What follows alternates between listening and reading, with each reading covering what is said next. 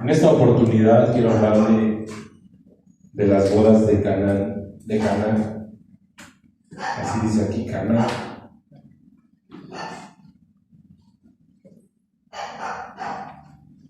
Juan, capítulo 2, versículo 1. Las bodas de Caná. Diga conmigo las bodas de Caná. ¿Se creía que decía Canaán? Pues no, son las bodas de Caná. ¿Cuántos dicen? Vaya a Juan, el Evangelio de Juan, capítulo 2, en el versículo 1. Menos los niños se van a quedar aquí. Juan 2:1.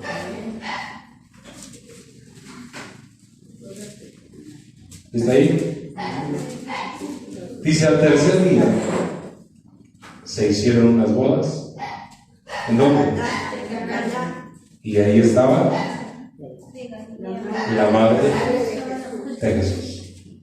Y fueron también invitados a las bodas Jesús y sus discípulos.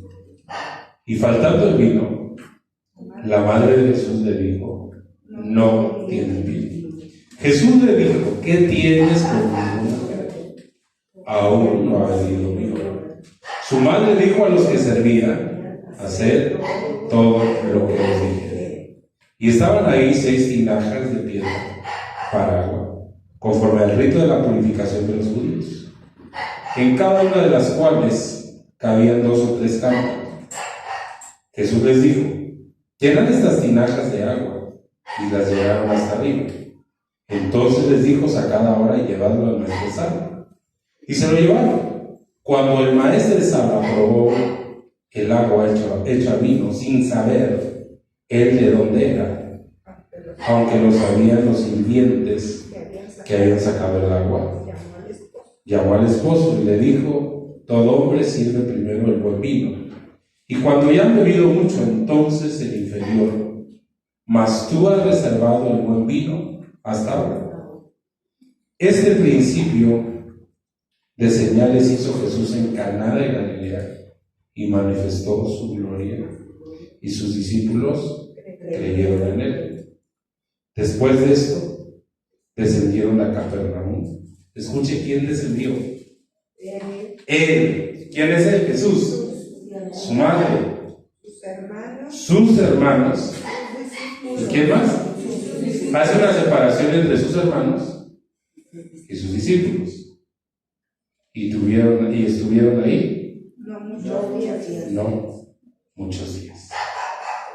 Entonces, en el pasaje anterior a Juan 2:1, se encuentra cómo Jesús tuvo un encuentro con Natanael. Y la promesa que le hizo a Natanael fue la siguiente: cosas mayores que estas verás. Amén. Retrocedo un poquito para que lo leamos. Ahí en Juan 1:50. Juan 1:50. ¿Por qué dice debajo de la tres cosas mayores que estas verás? ¿Qué fue lo que sorprendió a Natanael? Que había dicho Jesús que lo había visto, que estaba debajo de la higuera. Amén. Y entonces le dice: cosas mayores que estas verás. Entonces probablemente Natanael fue a esas bodas también, porque ahí manifestó el Señor su poder. Y él le dice: cosas mayores a estas verás. Entonces, ahora nos encontramos que Jesús estaba con sus discípulos en Caná de Galilea, precisamente la ciudad de Natanael. Amén. Jesús primero visitó a Natanael y luego visitó su ciudad. ¿Cuántos dicen amén? Amén. Entonces, eso lo vamos a ver en Juan 21:2.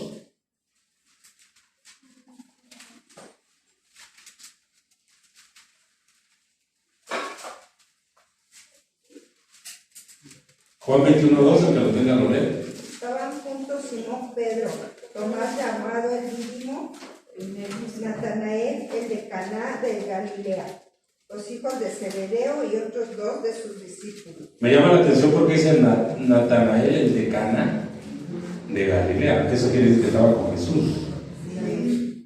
Y vamos a ver que el Señor hizo ahí un milagro que sirvió para ilustrar de forma práctica lo que le acaba de decir a Natanael.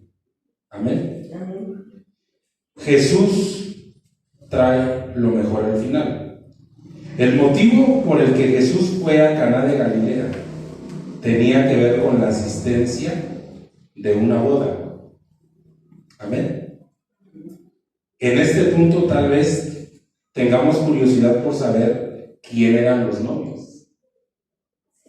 ¿Cuántos dicen amén? Ahora, ni Jesús ni sus discípulos se casaron. Fueron invitados a las bodas o a la boda. Amén. Yo, hermano, sinceramente no quisiera ser solo invitado a las bodas del Cordero. Yo quisiera casarme. ¿Cuántos dicen amén? Y de la misma manera, hermano, usted no debería de conformarse, porque dicen, bueno, ahí estamos en las bodas, pero no todos van a casar, solo la esposa del Cordero. ¿Cuántos dicen amén? Entonces, ¿quiénes eran los novios? ¿Cuál era el menú? No era pollo con mole, le aseguro. ¿Cómo iba vestida la novia? U otros muchos detalles que todo el mundo comenta en cualquier boda, pero nada de esto aparece en nuestro relato, porque el objetivo del Evangelio es otro, como él mismo explica al final, manifestar la gloria de Jesús. Diga conmigo, el propósito del Evangelio es manifestar la gloria de Jesús. A un lado, haciendo todas las cosas materiales superficiales, lo que Dios quiere es manifestar su gloria en nuestras vidas. No olvidemos que los propósitos de Dios no son meramente carnales o materiales, son de carácter espiritual. Y lo que pasó en esta boda, hermano, fue que se manifestó la gloria del Todopoderoso. Fueron invitados a las bodas Jesús y sus discípulos. Algunos de los detalles acerca de esta boda que sí conocemos es que juntamente con Jesús asistieron también sus discípulos y su madre y sus hermanos de carne.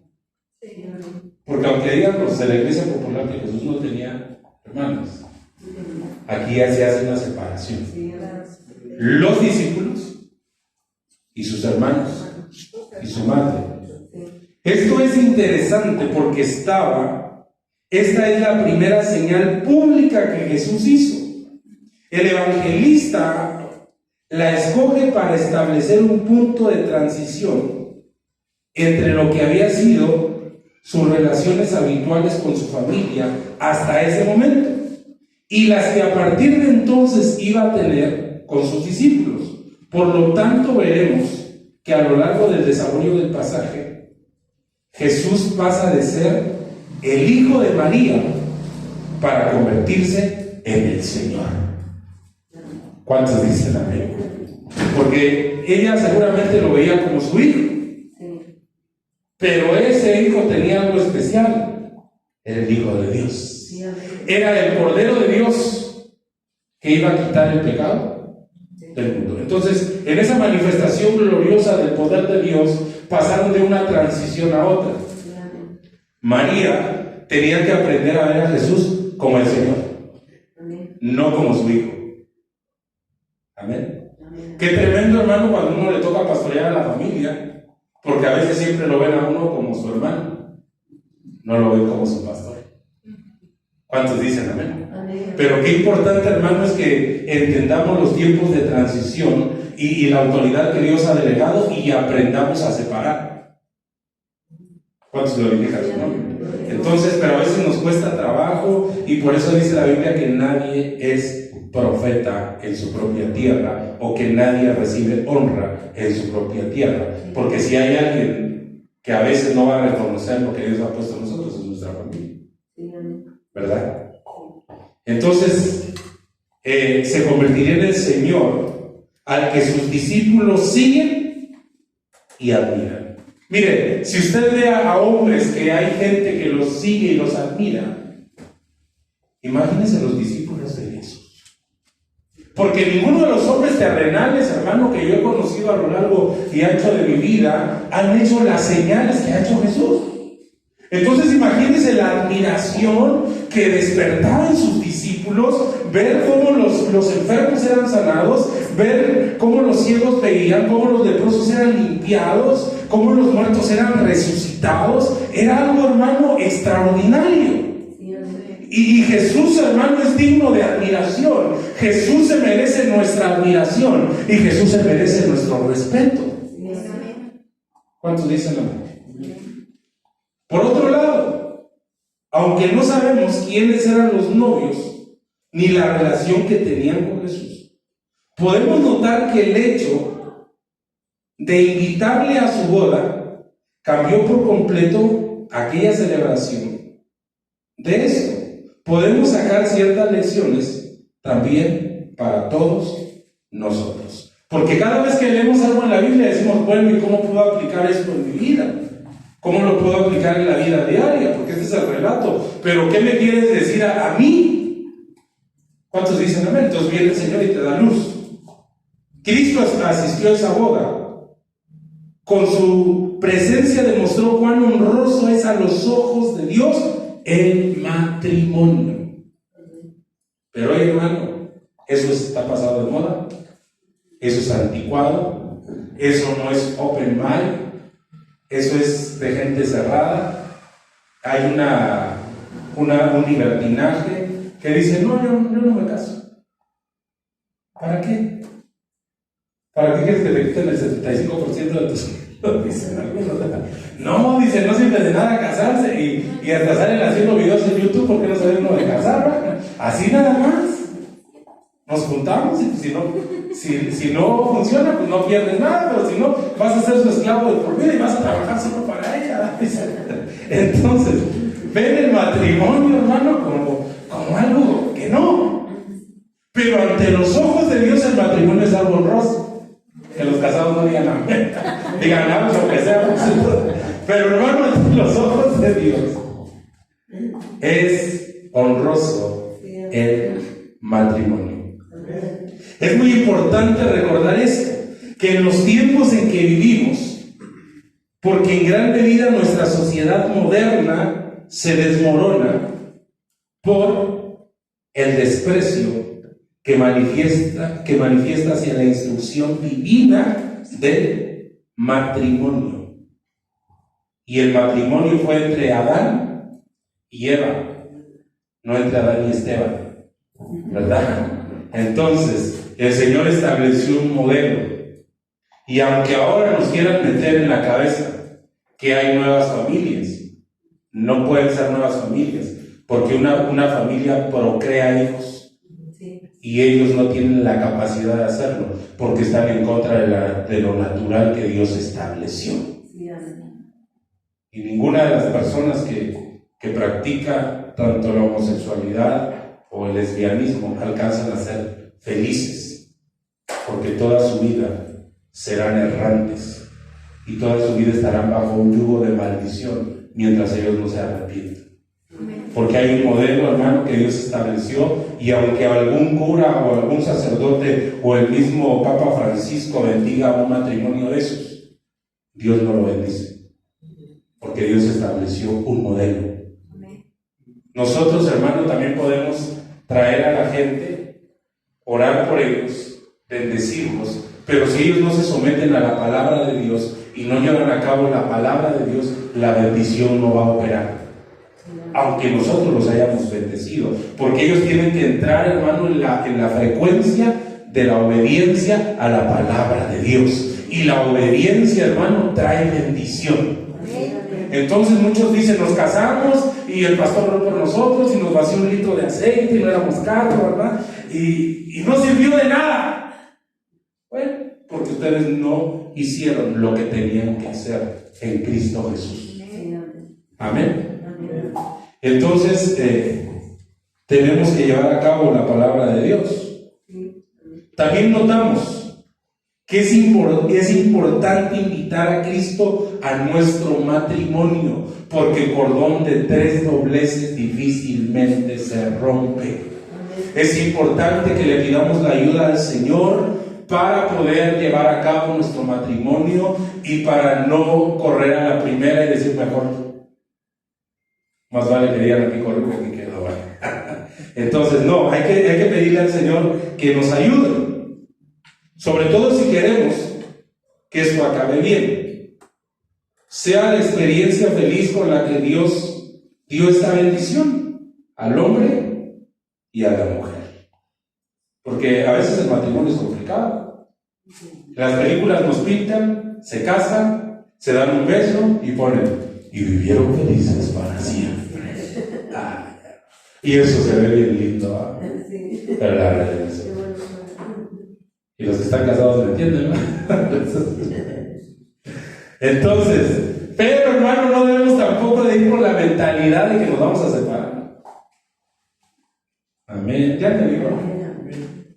Entonces, tenemos que pedirle a Dios que nos ayude.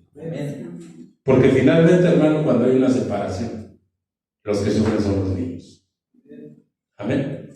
Pero tampoco podemos tomar la postura de decir, bueno, pues vamos a estar juntos por los niños. Yo creo que se debe de restaurar el amor y se debe de restaurar la relación para que todo marche bien. Entonces, esto no significa únicamente que la pareja que se casa deba hacer una ceremonia religiosa para pedir la bendición de Dios. Por supuesto que esto está muy bien, pero de nada sirve si cada uno de los cónyuges no entrega su vida al Señor y toma la decisión firme de formar un hogar donde Cristo tenga el lugar más importante. Porque miren, nosotros aquí bendecimos a mucha gente, pero esa bendición no va a operar si ellos no se entregan totalmente a Cristo. Si ellos, hermanos, siguen poniendo reservas y poniendo condiciones y diciendo, bueno, te voy a servir, pero ni creas que voy a dejar esto, pero ni creas que voy a dejar lo otro, pero ni creas que voy a dejar de ir a aquel lugar. O sea, si quieres así. Y yo me pregunto, ¿y quiénes somos nosotros para ponerle condiciones a Dios? ¿Y quiénes somos nosotros para decirle a Dios cómo se deben de hacer las cosas? Simplemente deberíamos de obedecer la ley y el testimonio de su palabra y nada más. Y entonces, hermano, usted vería cómo la bendición empieza a fluir y empieza a correr, porque somos hijos de obediencia y no hijos de desobediencia. Porque la Biblia dice, hermano, que la ira de Dios viene sobre los hijos de desobediencia. Si alguien está en desobediencia, hermano, y se muere en desobediencia, y al rato dicen, pastor, ore por fulano tal que se murió, ya no puede hacer nada. Ni el Papa puede hacer nada, porque en vida tuvo la oportunidad de caminar con Dios y no quiso. Alguien dijo, yo estoy con el diablo, y se murió. Entonces me dice su familia, ¿y dónde está? Le dije, ¿está con quién estaba? ¿Está con el diablo? Pues sí. Porque él decidió estar con el diablo. Él decidió caminar con Satanás y no caminar con Dios. Él decidió caminar con la muerte y no con la vida. Entonces, ¿qué vamos a ir a decir? ¿Que el Señor necesitaba un ángel, ser un demonio? Pero a veces uno como se cree más bueno que Dios. Pero la realidad es otra. Entonces, las bodas de Caná, falta el vino. Es evidente que en aquella boda a la que Jesús asistió había vino. Somos conscientes de que este es un tema delicado, en torno al cual hay división de opinión entre los creyentes. Podemos entender la negativa de muchos cristianos de admitir cualquier consumo de vino, porque aquí no está hablando de algo espiritual. Ahí era literal el vino, pero ahora es algo espiritual. ¿Cuántos dicen amén? Porque muchos podrían agarrarse este pasaje. ¿Está pastor? ¿Ahí había vino? Lo invito a una boda y va a haber vino, y buen vino. Podemos tomar vino. Pero ahorita voy para allá. Espérenme tantito. Sobre todo, si por causa de su abuso han visto a su alrededor o en sí mismo la tragedia de consecuencias por la adicción al vino. Por esta razón, aunque no es el tema, nuestro estudio nos vamos a detener por unos momentos para considerar lo que la Escritura dice acerca del vino. Frecuentemente, contrastarlo con un símbolo de gozo y de alegría. Diga conmigo, para nosotros el vino es gozo y alegría. Pero no don Pedro.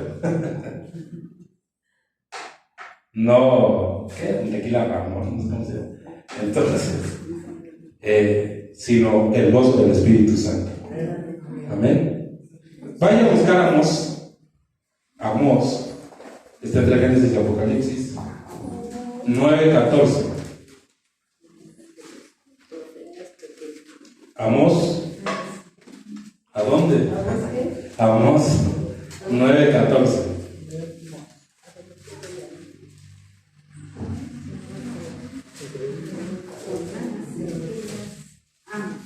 Traeré el cautiverio a mi pueblo Israel. Ajá. Traeré el cautiverio a mi pueblo Israel. Edificarán ellos las ciudades asoladas y las habitarán, plantarán. ¿Qué iban a plantar? Viñas. Viñas. ¿Para qué? Para tener vino. Ahora, espérame tantito. ¿Qué hizo Noé cuando salió del arca? Plantó una viña. ¿Y ya que estaba la viña, qué hizo? Se puso hasta atrás, ¿verdad? Se puso hasta atrás de la cortina. Entonces, ¿cuál fue la consecuencia de su embriaguez? Que su hijo Cam descubriera la desnudez de su padre. Y descubrir la desnudez en Levítico es tener relaciones sexuales. Fue violado por su hijo, porque se embriagó. Y si alguien no está de acuerdo conmigo, que lea Levítico, ahí dice que no descubrirás la desnudez de tu padre, ni de tu madre, ni de tu hermano, y habla de tener relaciones sexuales. Entonces, ¿por qué lo maldijo? Y maldijo a su generación de una vez. Porque pasó algo terrible. Amén. Entonces, se excedió. Amén. Entonces dice, y beberán el vino de ellas, y harán huertos, y comerán del fruto de ellos. Pero todo esto viene cuando ellos salen de la cautividad. Porque alguien que está cautivo, hermano, no puede estar contento. Alguien que está cautivo no puede fructificar, no puede avanzar, porque está cautivo, porque está preso. Por eso es necesario que seamos libres en Cristo Jesús. ¿Qué dice el 15? Pues los plantaré sobre su tierra y nunca más serán arrancados de su tierra que yo les di, ha dicho Jehová Dios. Escuche, cuando Dios te planta, no hay quien te arranque. Pero cuando tú te plantas, se acabó. ¿Se acabó? Porque toda planta, dijo Jesús, que no plantó mi Padre, será desarraigada. Pero lo que plantó mi Padre no va a ser desarraigado. Por eso, hermano, es importante que seamos plantados y establecidos por Dios. Sí, amén. Vaya a Génesis 14:18. Y ahí aparece el vino por primera vez, si no me equivoco. Génesis es el libro de los orígenes, es el libro de la genética. Y en Génesis 14:18. Dice entonces, Melquisedec, rey de Salem y sacerdote del Dios Altísimo, sacó pan y vino. Hasta ahí. ¿Quién es Melquisedec? Es Cristo. ¿Por qué? Porque dice sin padre, sin madre, sin genealogía, sin principio de días, sin fin de días. Amén. Aunque Jesús sí tenía una genealogía terrenal, pero Melquisedec, el verdadero Cristo, no tiene una genealogía humana, porque su procedencia es celestial. Amén. Entonces dice, entonces Melquisedec, rey de Salem y sacerdote del Dios Altísimo, ese Dios que habita en la luz inaccesible, ese Dios que ninguno de los hombres ha visto. Acuérdense que yo le he enseñado que el Dios que habita en la luz inaccesible, el de Yor, el Altísimo, se tuvo que manifestar como el Padre, se tuvo que manifestar como el Hijo y se tuvo que manifestar como el Espíritu Santo, porque no se podía manifestar a la humanidad con todo su esplendor. Por eso tuvo que existir la triunidad de Dios. Amén. Entonces, Melquisedec es sacerdote del Dios Altísimo. ¿Qué sacó? Pan y vino. Y esto representa el alimento espiritual y el gozo espiritual. Nosotros, hermanos, tenemos que aprender a estar contentos. Tenemos que aprender a estar gozosos. Amén. Pero a veces nuestra cara no refleja gozo. Y alguien dijo, no eres culpable de la cara que tienes, pero sí de la cara que pones. Entonces, a veces ponemos cara de pocos amigos, a veces estamos haciendo pucheros, y a veces me dan ganas de decirle que comió un limón o qué le pasa, ¿verdad? Entonces, ¿qué dice el 19? Y le dijo, diciendo, bendito seas Abraham del Dios Altísimo, creador de los cielos y de la tierra. Bendito sea el Dios Altísimo que entregó sus enemigos en tu mano. Y le dio a Abraham los diezmos de todo. ¿Qué hizo? Y le dio a Abraham los diezmos de todo. Porque muchos dicen que los diezmos es de la ley, que no es de la gracia, pero antes de la ley se entregaron diezmos. Digo, que la gente no quiere diezmar, ¿para qué saca tantos argumentos? Mejor que digan que no quiere dar. Y ya. Y que es de la iglesia de los Corintios. Y ya, no pasa nada, ¿verdad? Vamos a entender que es de los Corintios. Entonces, no pasa nada. Efesios 5:18.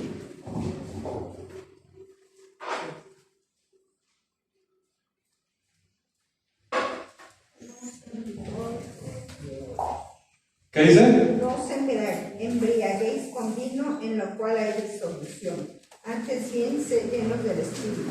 Ya lo leyó bien, pastor, dice no se embriaguéis. No dice que no nos tomemos una copita. Ok, pero la Biblia dice que un poco de levadura no da toda la razón. Refuten eso entonces ahora. La Biblia dice todas las cosas me son lícitas. No lícitas, lícitas. Pero no todas me convienen. Todas las cosas me son permitidas, pero no me dejaré dominar de ninguno. Amén. Ahora acuérdense que usted es templo del Espíritu Santo. Y entonces tenemos que tener cuidado de lo que le metemos al templo. Amén. El evangelista nos dice que en algún momento de la boda comenzó a faltar el vino. Tal vez llegaron más invitados de los previstos. No sé si alguna vez a usted le ha pasado que usted tiene un cálculo y después es que este lo invitó a este y este invitó a este y este invitó a este y ya se hizo un montón de gente. Usted había calculado su número de invitados y se multiplicaron por más. Échale más agua al mole de ese trabajo. Entonces, aquí pasó algo similar.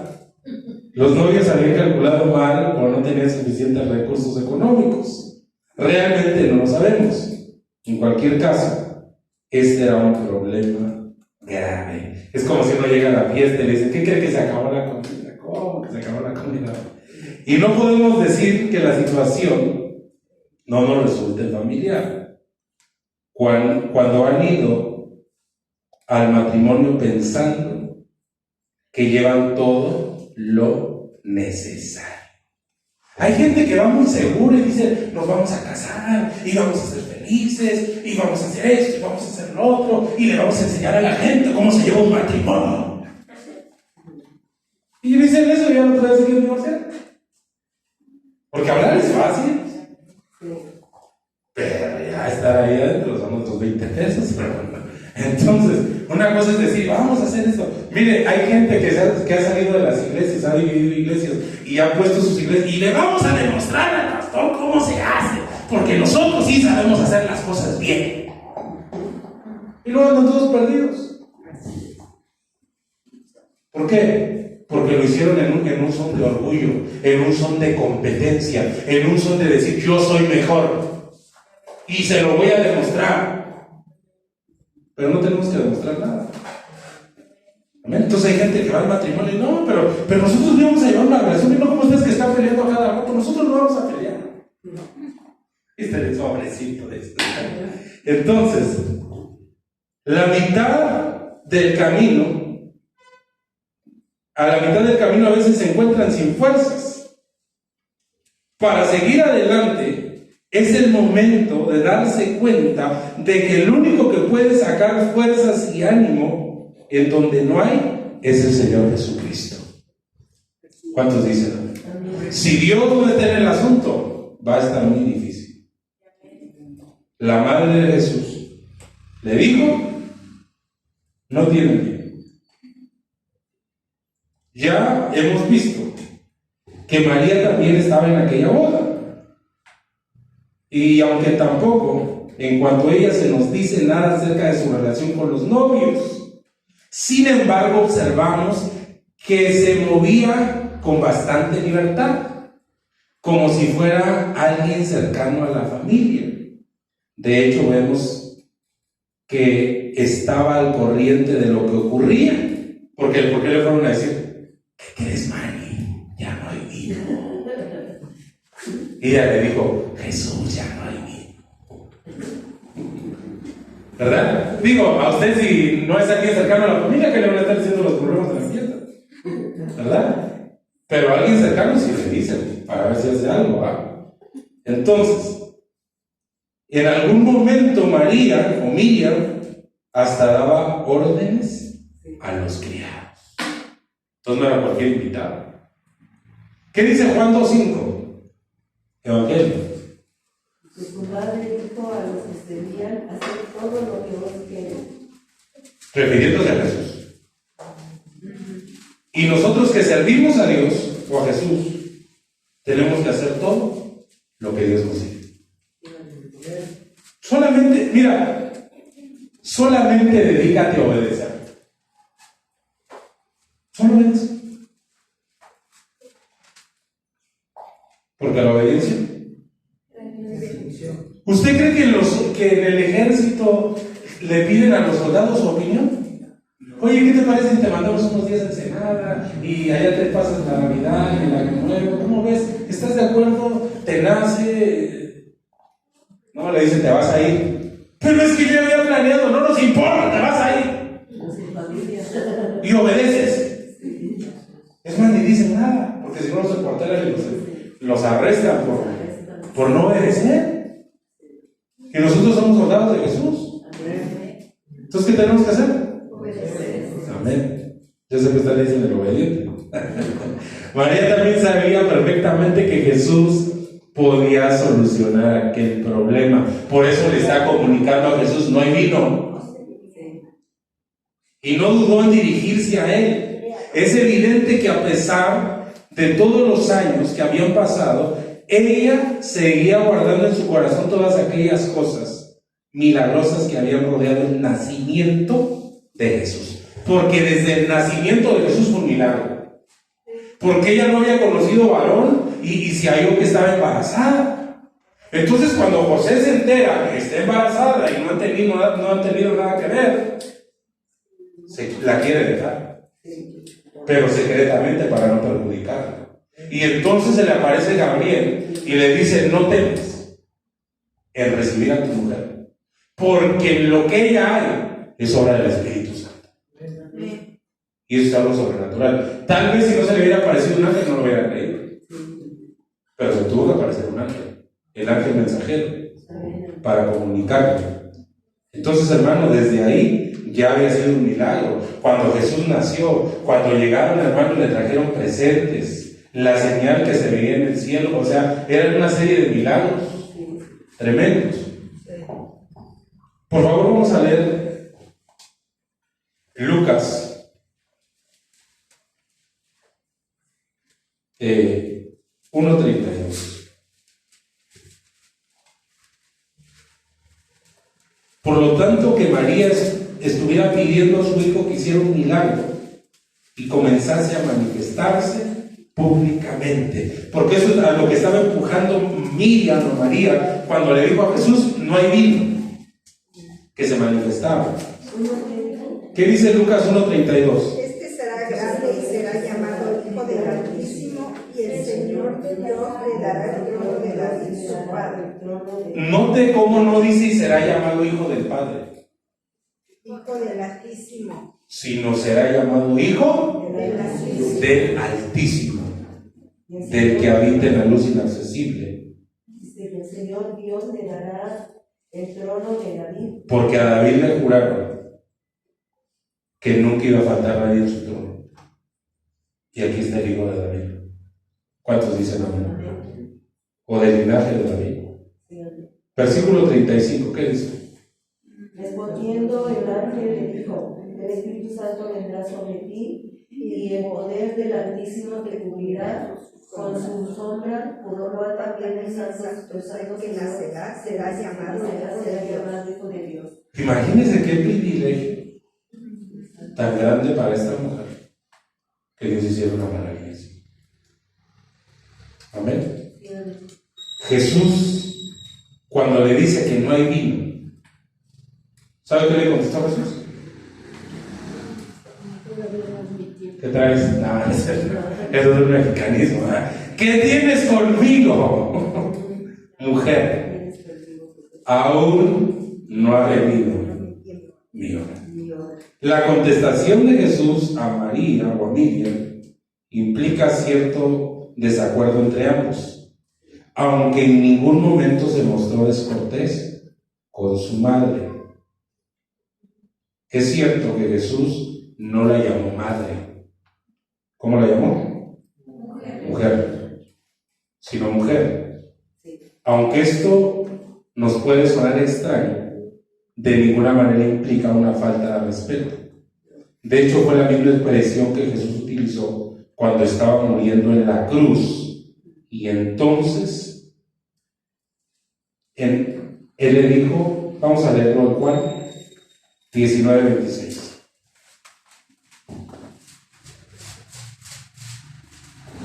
Juan 19:26. Dice: cuando vio Jesús a su madre y al discípulo a quien él amaba, que estaba presente, dijo a su madre: mujer, he ahí tu hijo. ¿Cómo le dijo?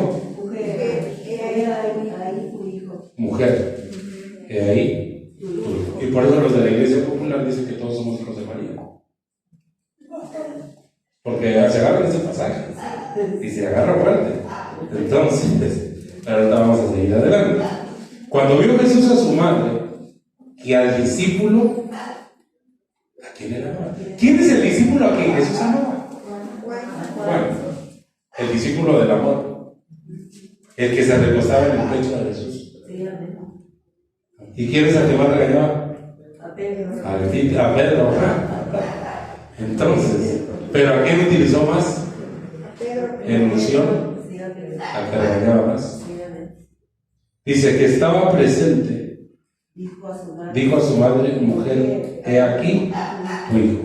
En realidad, lo que Jesús quería enseñar a su madre es que había llegado el momento en que ella debía dejar de pensar en él como si únicamente fuera su hijo, y tenía que comenzar a considerarlo ante todo como su Señor. Y era importante que lo asumiera cuanto antes, porque mientras lo siguiera viendo como su hijo, más sufriría el día de su muerte, porque Jesús sabía que iba a morir pronto. No obstante, no podemos negar que el Señor manifestó cierto desacuerdo con ella. ¿Por qué razón? Porque aunque María solo se limitó a mencionar una necesidad en el transcurso de aquella boda, Jesús interpretó el detalle como un intento de lanzar a su hijo en la carrera mesiánica. Así que la reprensión del Señor tuvo su origen en el hecho de que María estaba colocándose su relación maternal en conexión con su obra. El Señor no podía aceptar esto. Ella no podía ser quien indicase la hora en que había de manifestarse. Amén. Eso era algo que solo le correspondía a su Padre, al Altísimo. Es curioso que de este hecho la Iglesia Católica deduzca la interpretación celestial de María. ¿Sí? De tal manera que las peticiones, dicen ellos, que ella recibe en este tiempo de los creyentes que están vivos, la harán efectiva en el cielo. Pero notemos que no hay ningún indicio en el pasaje de que Jesús le confiriera tal autoridad a María en el cielo, ni tampoco en la tierra. El relato deja ver claro que el hecho de que fuera su madre no le revestía de ninguna autoridad especial. Amén. Porque la Iglesia Popular dice que María intercede por nosotros, pero que me muestren un pasaje en la Biblia. ¿Y sabe cuál me van a mostrar?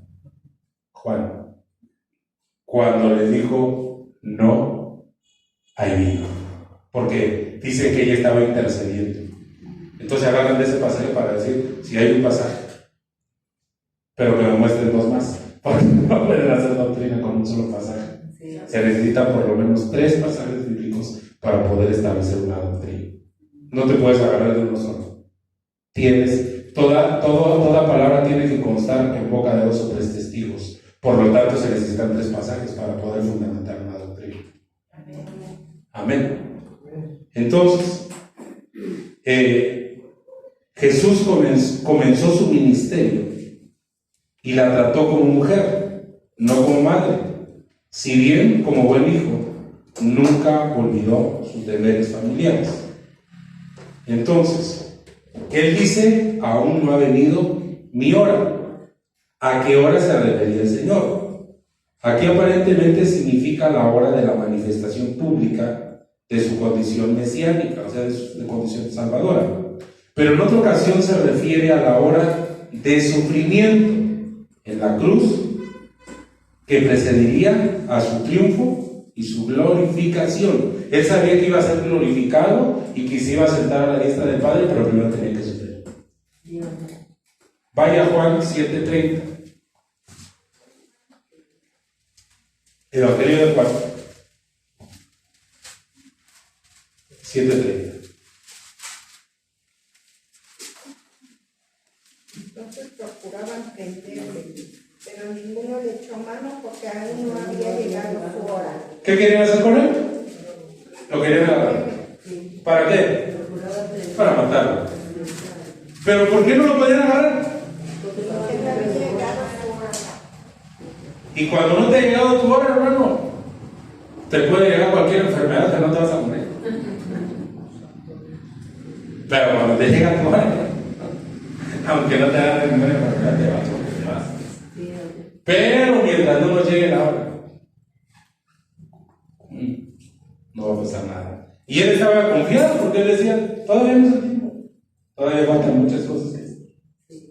Porque él conocía el tiempo. ¿Qué dice ahí en el capítulo 8 de Juan, versículo 20?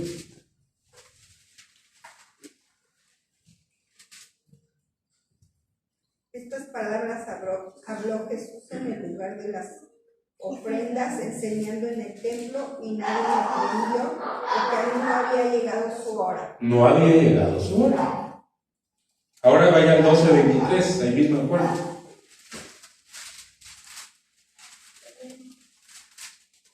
Jesús le respondió diciendo, ha llegado la hora para que el Hijo del Hombre sea glorificado. Fue glorificado, pero ¿a qué precio? ¿Verdad? Sí. 27, ¿qué dice?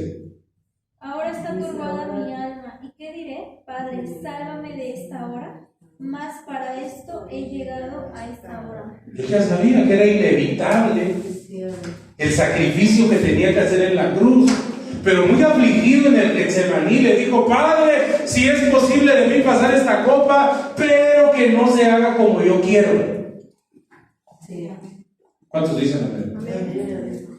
Entonces cuando Pedro le dice: Señor, que no te acontezca así, ¿sabe qué le dijo? Aparte de mí, Satanás, porque no es esto. Porque él ya sabía que tenía que pasar eso.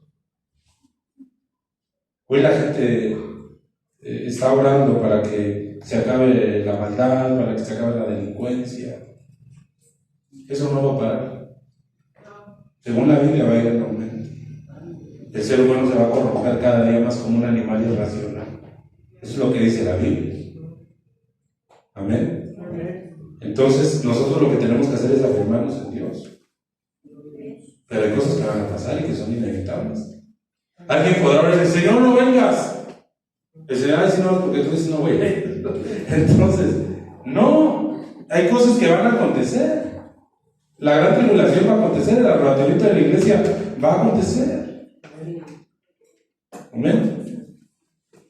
Entonces, en nuestro pasaje, aunque Jesús finalmente hizo caso a lo que su madre le sugirió, sin embargo, la discreción con la que llevó a cabo el milagro puso en evidencia que todavía no había llegado la hora de manifestarse abiertamente. A mí me sorprende, hermano, la discreción de Jesús.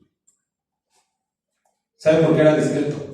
Porque él no buscaba la gloria de hombres, porque él tenía la gloria de su Padre. Y cuando tienes la gloria del Padre, del Hijo y del Espíritu Santo, ¿para qué quieres la gloria de los hombres? ¿Para qué quieres el reconocimiento de los hombres si tienes el reconocimiento de Dios? Y siempre decía: no le vayas a decir a nadie quién te sanó. Y el otro salía gritando. Y siempre se difundió su fama por todo Judea, Samaria y todas las regiones de alrededor, hermano, y lo conocían. Y va a estar Jesús y todos corrían. Pero nunca buscó eso. Y hay quienes buscan ser conocidos y no son conocidos. Con todo esto, lo que Jesús quería dejar claro es que tenía que hacer cada cosa en el momento preciso que el Padre le indicase, sin consentir que nadie, ni aun su propia madre, se interfiriera en ello. Esto nos enseña una vez más que hay que poner los intereses y el llamamiento de Dios por encima de los lazos familiares. ¿Por qué no viene al culto el domingo? Porque el domingo voy a hablar con mi familia. Pero debería ser más importante Dios. Que no digan amén y no estén de acuerdo. Entonces, su madre dijo a los que servían: haced todo lo que os dije. María tomó la actitud correcta ante la censura que le dirigió el Señor y se abstuvo de discutir. Imagínense que se hubiera puesto a discutir con Jesús. ¿Pero por qué me hablas? Soy tu madre. No, mexicana. Reconoció el derecho de Jesús como Mesías a su independencia en cuanto a ella. Manifestó su fe en él, poniéndose a sus órdenes. Dijo: está bien, vamos a hacer todo lo que tú digas. ¿Cuántos pueden decirle al Señor Jesús: vamos a hacer todo lo que tú digas? ¿Se acuerda cuando Agar la maltrataban? Y se fue, que la maltrataban. Y se le aparece el ángel y le dice: regrésate y ponte sumisa. Eso no es de Dios. Ahí está la Biblia. ¿Cuántos dicen amén? La palabra con la que María manifestó su actitud debería de ser tenidas en consideración siempre por todos nosotros. Hacer todo lo que Él nos dice.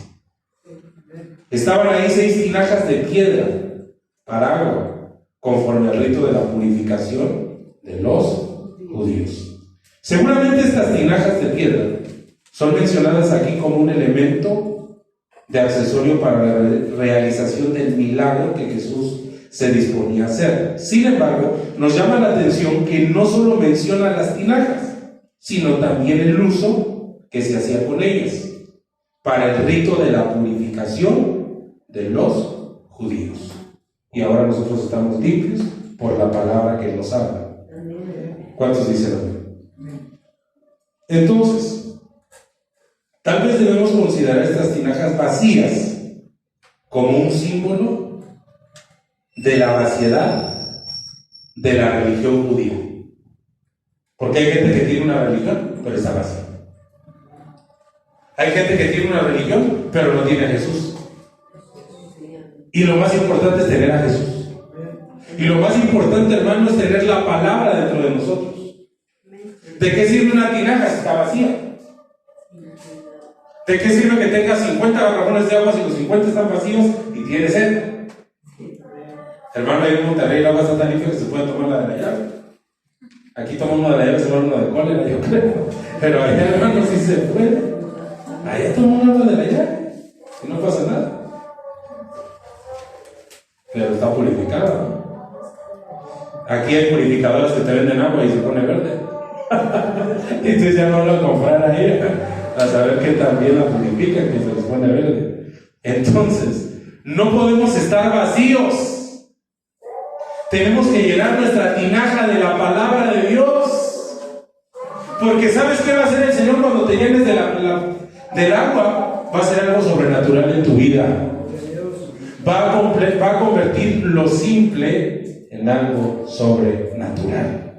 Pero necesitas llenar la tinaja. El milagro que Jesús hizo como un anticipo de la nueva vida transformada que se disponía a dar a todo aquel que creyese en Él. Porque eso también representa el antes y el después. Sucedió algo con esas tinajas. Se hizo vino. Amén. Llenar estas tinajas y llevarlo al maestresala. El Señor mandó que se llenaran aquellas tinajas de agua para después transformarlas en vino. Este detalle nos llama la atención porque Jesús podría haber hecho vino sin necesidad de que hubiera agua. O sea, ¿qué necesidad había de que les dijera llenen las tinajas?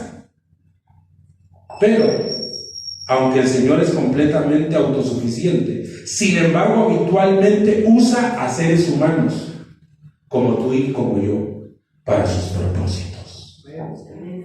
Aunque Él lo podría hacer. Pero Él dice, voy a usar a este muchacho. Voy a usar a esta muchacha, voy a usar a este hermano, voy a usar a esta hermana. Aunque Él lo podría hacer. Pero Él se goza cuando hay vasos dispuestos a servirle. Y dice, como tú ya te limpiaste, entonces te voy a usar. Te voy a poner como un vaso honroso. Por supuesto, cuando obedecemos a los mandamientos divinos, aunque estos nos puedan parecer a veces incomprensibles o imposibles, podemos estar seguros que Él siempre cumplirá su propósito. Diga conmigo, Dios va a cumplir su propósito en mí. Cuando Dios ya tiene algo para ti, te puede decir, pero vas a regresar. Y nos vamos a gozar. ¿Cuántos dicen amén? En vez de hermano, y otra vez va a venir, y ya vino, y ay, hermano, ¿y qué? ¿Y qué? Porque Dios quiere cumplir un propósito. Así que como consecuencia de su obediencia, ellos fueron testigos privilegiados de la maravillosa transformación del agua convertida en vino. Imagínense cómo se quedaron los que llenaron las tinajas y vieron que era agua. Y de repente le dicen, lléveselo al maestresala. Y dijeron, pero el maestresala lo que analiza es vino y eso es agua. Asómense bien. Y se fueron a preguntar, es vino y huele bien. Ay, hermano, nuestro Dios es maravilloso. Sí, hasta el maestresala se quedó con la boca abierta y dice, pues ese es bueno, ¿por qué lo dejaron al último? Ya se fueron varios. Y te vas a sorprender de lo que Dios va a hacer en tu vida. Cómo Dios cambia lo simple. No sé si Dios lo ha sorprendido, pero me sorprende todo el tiempo. Alguien ha dicho que el agua consiste en situaciones que Dios cambia. Amén. Entonces, otro detalle interesante es el carácter del milagro. En la mayoría de las ocasiones, los milagros de Jesús consistían en restauración física, espiritualmente a los hombres necesitados, pero este milagro es diferente en ese sentido, ya que se preocupaba de ciertas necesidades materiales.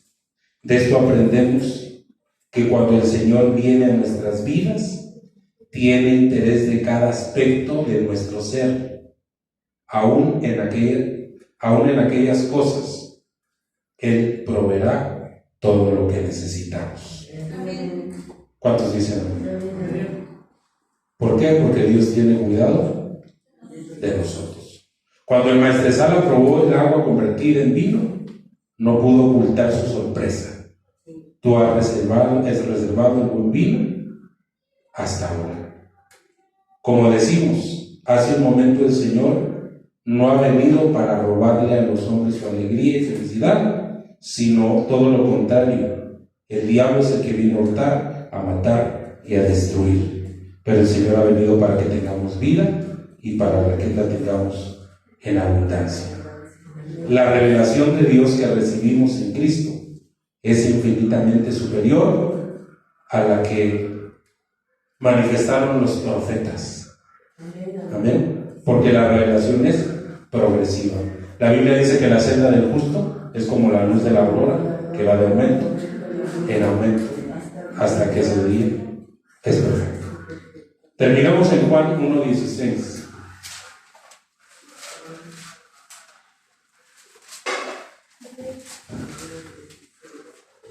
Evangelio de Juan 1:16 que dice: fíjese bien, podemos tomar de Cristo, porque de su plenitud tomamos todos. 17. Pues la ley por medio de Moisés fue dada, pero la gracia y la verdad vinieron por medio de Jesucristo. Y hoy nosotros estamos en la gracia de Cristo. 18. A Dios nadie le vio jamás, el unigénito Hijo de Dios, que está en el seno del Padre, a Él le ha dado a conocer. Cuando nos entregamos a Cristo, la nueva vida es mucho mejor que la que teníamos antes. Si Cristo está presente en el matrimonio, cada día será mejor. Las bodas del Cordero serán mucho mejor que las bodas de Caná de Galilea. ¿Cuántos verifican eso? ¿Cuántos van a ir? Ni me han invitado. La vida eterna será mucho mejor que la vida presente. No sé por qué a veces nos aferramos tanto a esta tierra, hermanos, y lo que nos espera en la eternidad es mejor que lo que está aquí. Pero a veces, como tenemos una mente tan finita y tan limitada, nos aferramos tanto a las cosas de aquí. Cuando tarde que temprano vamos a tener que dejar este plano para entrar en un plano mejor.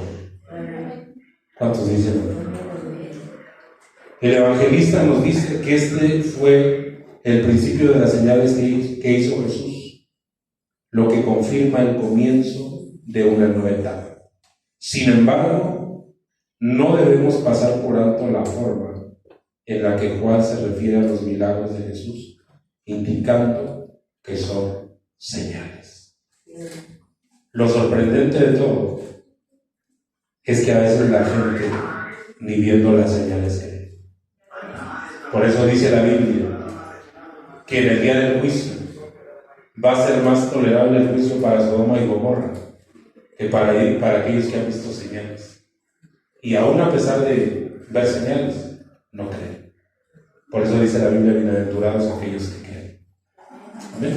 Pónganse de pie, vamos a darle gracias a Dios por esta palabra. Señor, gracias, porque tú siempre miras nuestra necesidad,